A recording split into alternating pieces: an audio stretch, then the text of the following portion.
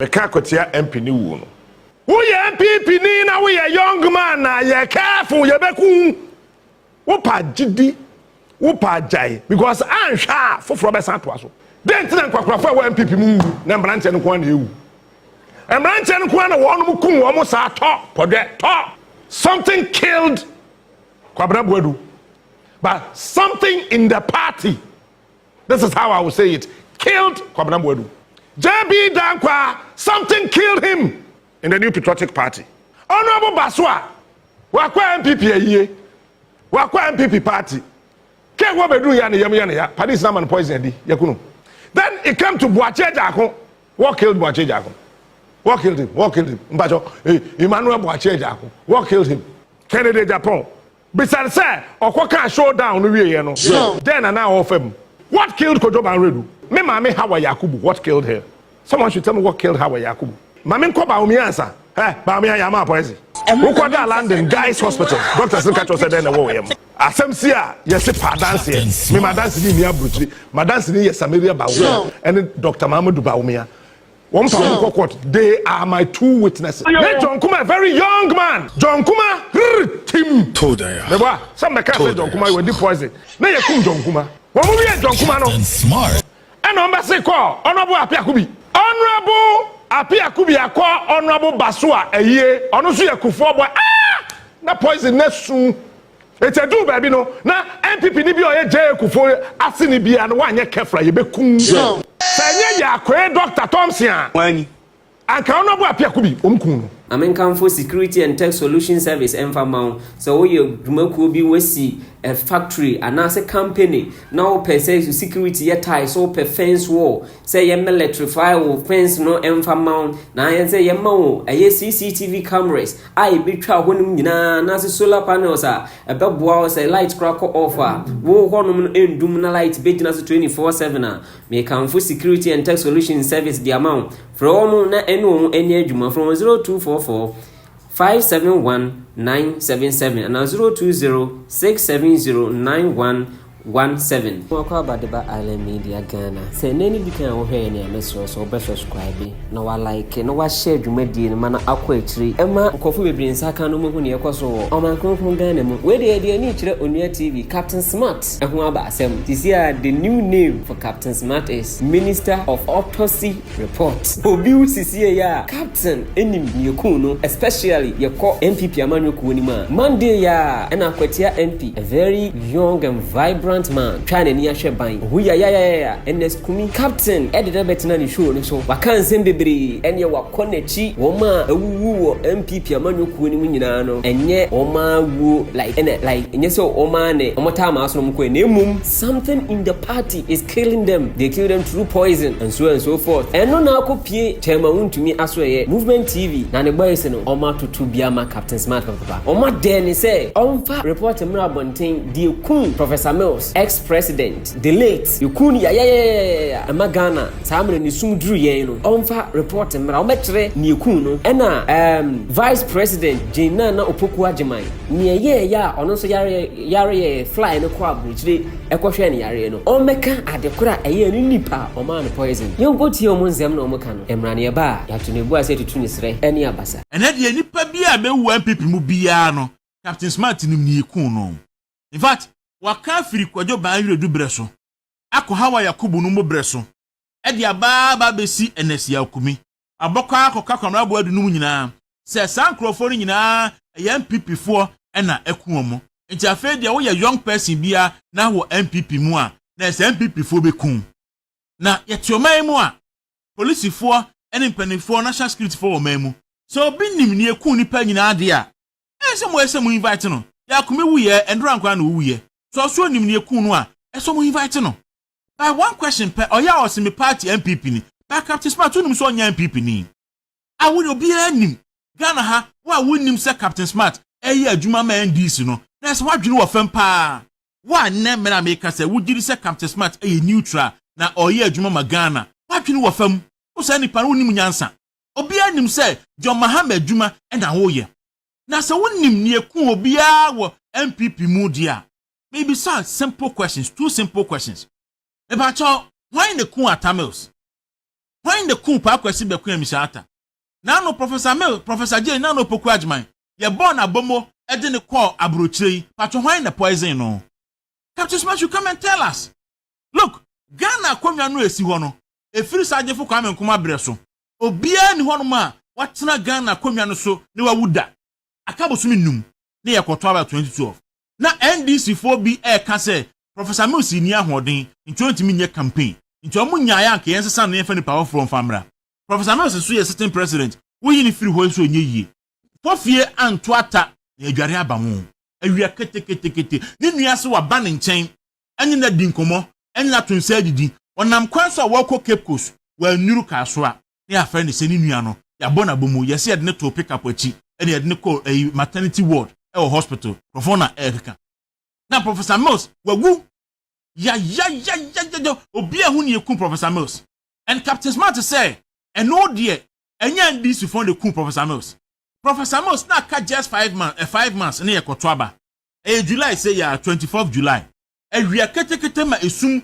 edurugana awia kete eno de Captain Smart en kan kire Minister for Autopsy Report eno de won kan kire Ghana for ne yeku Professor Mills abra na otia konwa so Captain Smart me kire yen ne yeku pa akwasi be kwa misata una okura list of autopsy report for deaths bi across one people mu me achiwe bi sa nipa miensa pe be kire ne yeku Atamils nipa o share kire okun Atamils awama Atamils anko 2012 election nipa o share kire okun pa akwasi be kwa misata wama pa akwasi misata ame contest NDC primaries ahead of 2024 be kire yen nipa wo share kire a wono so poison Professor Jena no poku atman because young people ni anka be ka say a poison no bana be kire Ghana for adwudwemu no aba na eye kama kwaku se Captain Smart so ni obi ade ekum obi a meda na se wayade etimi gidi se wonim se so wonim abante de friend no salolo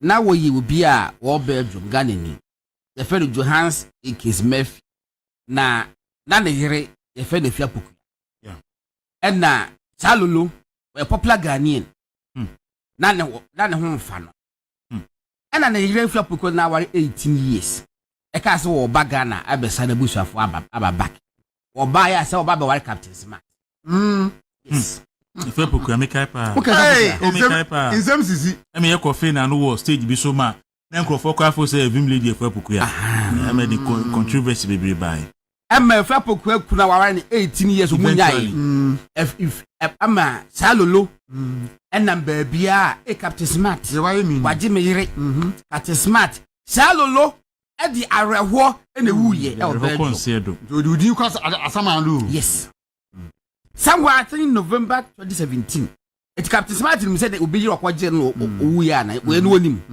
ya wonka I don't know so wadim de ade kum obi a salolo de ne kum salolo so Ghana ni o de ne kum salolo et was what the free a yim ho ba former finance minister ho di Kojo Barrow mu de ba salolo so 2017 Kojo Barrow do somewhere 2006 5 or 66 wo baby et wo di front mo ba na kwaka say salolo busa for mo fa cheme ana me po manage ho me na me je de yiri free ni nsem e no je agreho ewu ye mo kai no so metimi ama salolo ewu ebra at the time on so here it's what kumsalo because na je ne yire suban ben no MPP for me do mo ya wo sa de na ma ye di hwe na ojimi kosa ebra John kuma free mu Captain Smart in TV station ana wonim de ekum wei ana we na ebewuo ana poison ana da me keka asase me che prof ayi first wura kojo yanka no ana me keka asase me che wura kojo yanka no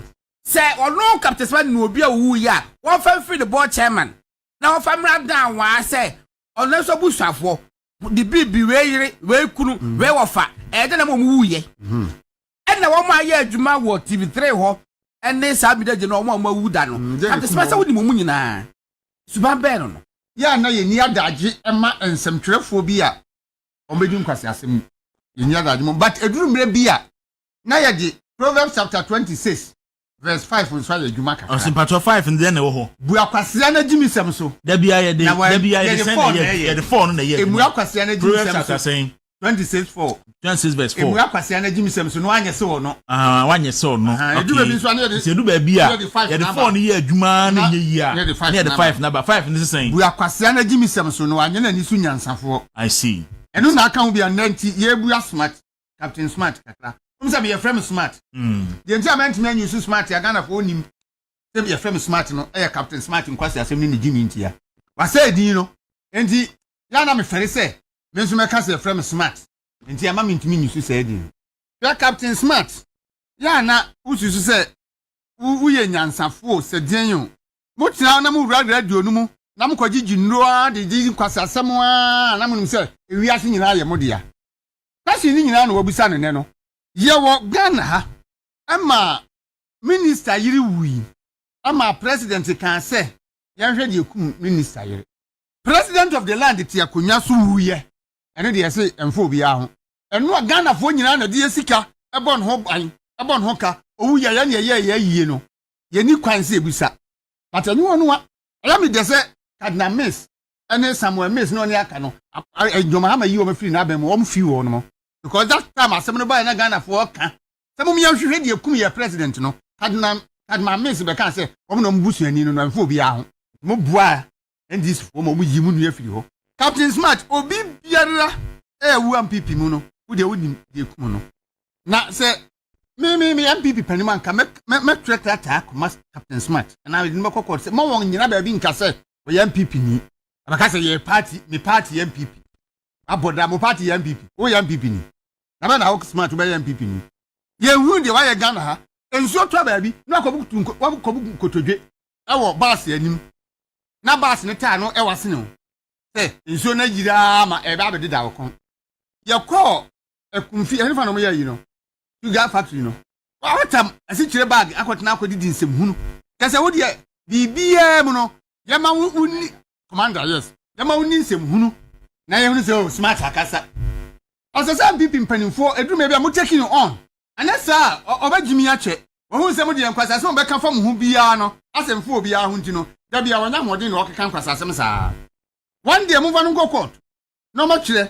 Poison kura nipa kura di poison no man MPP ni odi poison man nipa na ogu no. Omra me kire Ghana. Na onyai ni nsem hunu na odi no. Na Captain Smart. Yeni wo, mimi wo Kumase wo so wo Kumase. Yeni wo de ma wo Johnny free Kumase ba Accra. Bamboni an wo de na di wo Kumase wo di Johnny ba Accra ni nyina yenim. Enti tuobu ase kakra. Abusiam Samu akwa ba de Bawumia media Ghana. When you Wontumi emba. Yes, oma chiro oma dwene, oma bobo oma dwene ama no pa, oma fa nche no. Nti sisi ya no. Nsem ye ni gusu di akire. Minister for Autopsy Report, Captain Smart. But what they are saying no, e from ebi mi no mo ya adwen. Se empenimfo akese sei efifrim na se captain enim nie eku homo nipa poison homo national security moto waye den adana mo invite no fasa nkofo ne ma because se wonim dia ene nkofo nso da so te ase na kuma no mukum now NS-Kumi Eko who is next if what Captain Smart is saying is true there then national security you need to invite Captain Smart now what chese nkofo na omo MPP amanyoko no mu na omo tete eye young ones ni buno evize na ne wo MPP amanyoko mu omo ko mu nyina wi a oba bete asemi ne wo so enti ozi hu sa nkofo no na se de mra ne tie no ye di edi wo mu e don fa mra kwan so na bibia etumi ye kama Island Media kwaso edi echi de beti atofo mbia no ebe ma won saka